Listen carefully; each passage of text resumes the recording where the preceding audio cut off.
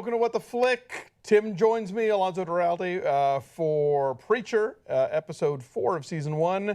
Monster Swamp. Monster Swamp, which I would just see a movie called Monster Swamp. It's a monster swamp out there. In a hot second. So let's see, more from the Heavenly Agents this week. We are discovering that they are actually rogue Heavenly Agents. Yeah. With a really funky communication device that I want more close-ups of. It matches really well with their really funky music box to sing. Oh yes, right. Yeah. Yeah, there's it's like an aesthetic. It's like Heaven last updated their tech in 1947, and they're just rolling with it, you know. A little steampunk. Yeah, a little bit. So yeah, they obviously want to get the thing that is inside Jesse, and Jesse still doesn't seem to know there is a thing inside Jesse, but he realizes that he has a power, and now he's using it for what I'm sure he thinks is a good thing, but.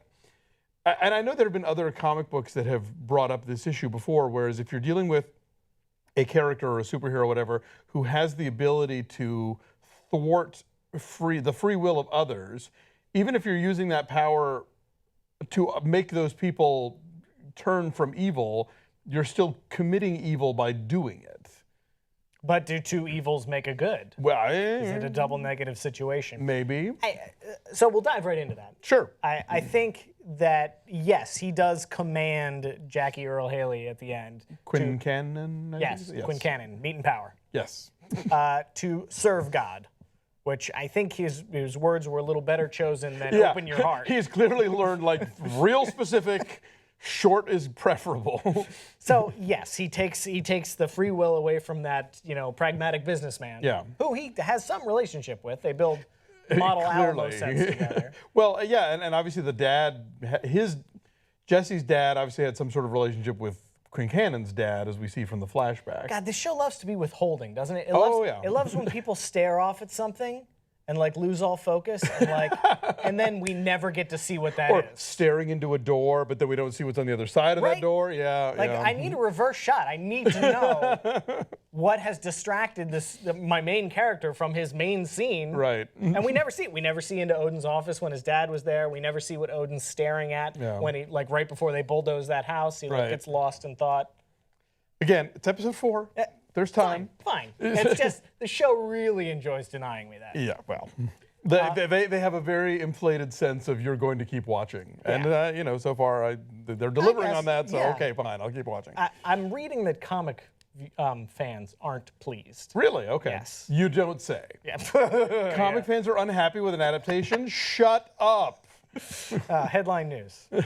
But I do like that Jesse just commands Odin to serve God so that everyone else can see it, exactly. Instead of just what would easily be, just as easily, commanding everyone. Right, yeah. He lures them all in with the promise of the television, and then, as long as he can get this community leader on board, then bam. Yeah. Then he doesn't have to subvert everyone's free will. Right. Which means he understands a little bit that it's wrong. I guess, yeah, or he's lazy. Yeah, maybe. Although or efficient, let's say. Okay. But yeah, so that's there's a couple things, and then there's also the question of even is Jesse fully in control of this power that he has, or is the power talking through him and making its own decisions?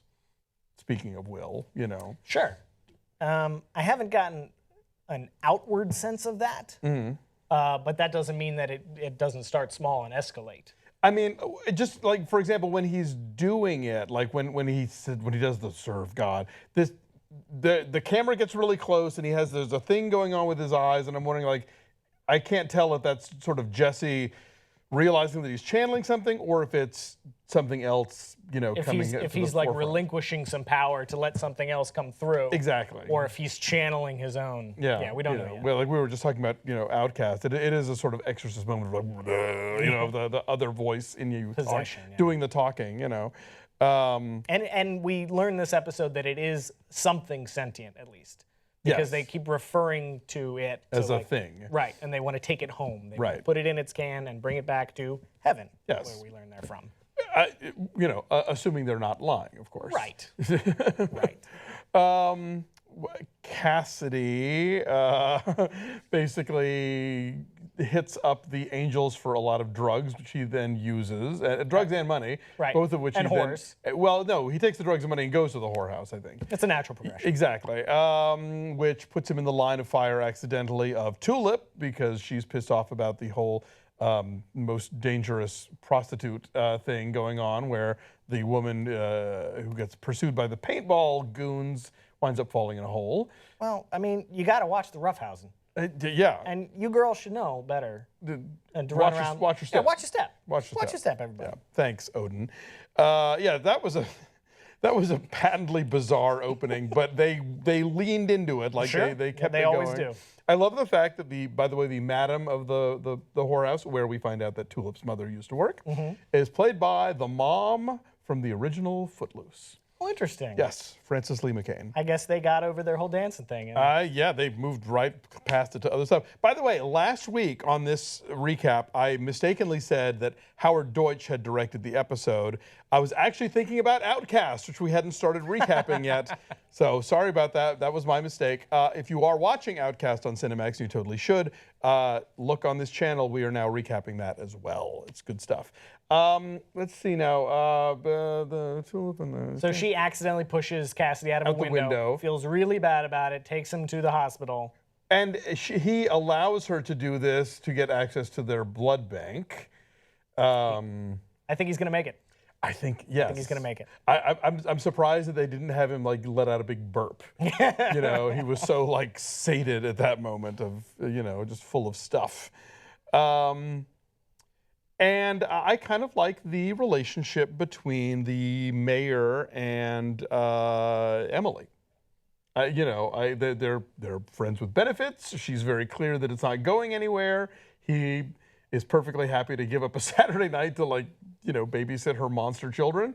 So everyone comes out ahead. He's becoming more endearing because He is. he's a sniveling little Oh whipping yeah, boy.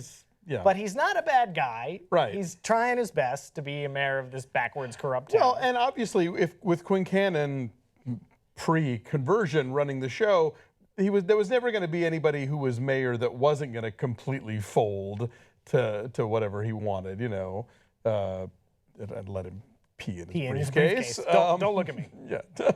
Don't look at me. Don't look at me. Yeah, no, I love Jackie Earle Haley's one of my favorite things on this show.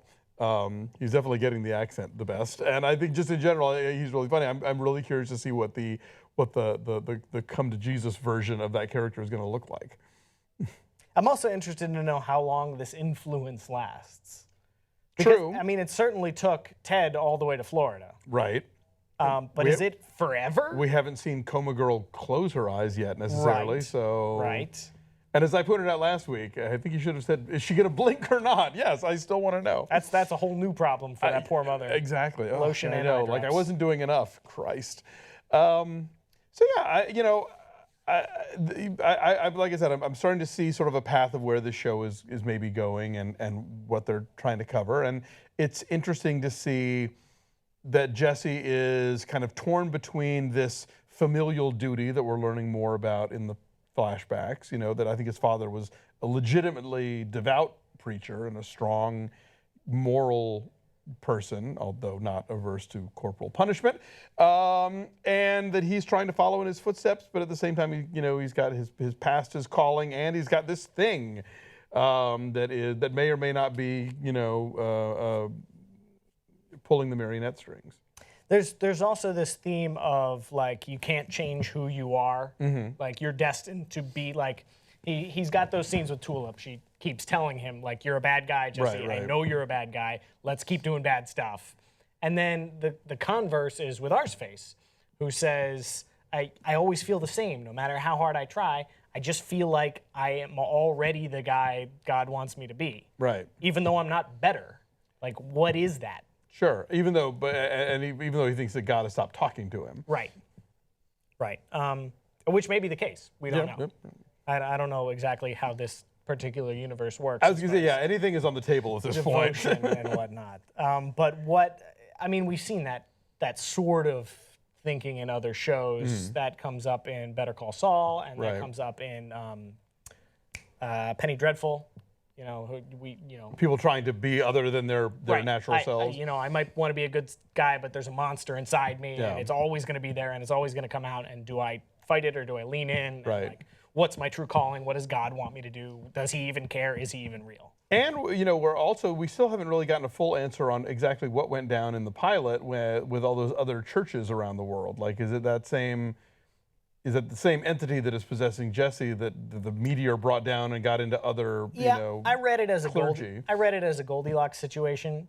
How okay. he was trying out different hosts until he found the one that was just the right balance. Oh, or of good and just- evil. Yeah, maybe. I don't know. It could be because when the first two are, you know, a missionary Catholic priest and a Satanist priest, Right. you sort of, Too much of one, not enough of the other. yeah.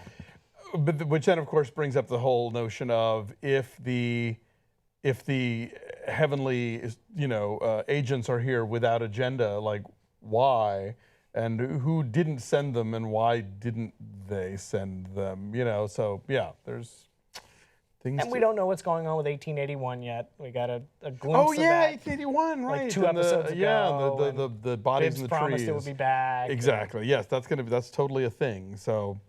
And we know that Carlos left them at the scene of the crime. Tulip's whole motivation is she wants to go kill Carlos. Oh right, yes, of course. Yeah, that did not come up this week, but that's still a thing. Yeah. You're right. Yeah, there's a lot of they're planting a lot of. And there's a Danny that we met, and Danny gave the map to a guy at a snuff film festival. Oh right. So we got a whole bunch of threads that are ready to like come together into a rich tapestry. I was gonna say there's a lot of too much warp and not enough woof, perhaps. If I can draw out the only weaving terms I know. Yeah, so there's no shortage of promised subplots and setups going on. And, you know, we're still in the first half of the season, so we may still be a few weeks away from anything that even hints at a resolution, but I'm engaged. As am I. Yeah, so we'll see where it goes. All right, thanks for watching, and who knows, maybe some week all three of us will actually be in the same place at the same time. Holy cow.